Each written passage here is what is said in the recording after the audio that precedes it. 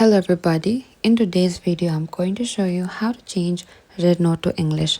If your RedNote app is displaying content in another language and you like to switch it to English, you can do so through the app's language setting. So firstly you need to open your RedNote, and after that you need to select to your profile icon in the bottom right, and from here you need to select three-lined icon in the top left again. So over here, you need to select the settings gear all the way to the bottom. So under the setting, what you need to do is, you can find there's an option for the language and translation. Select that. To view it, the list of available language. And over here, you can find there's an icon for this English language. Simply select that. And that is it. The app may refresh or ask you to restart before the language change that takes effect.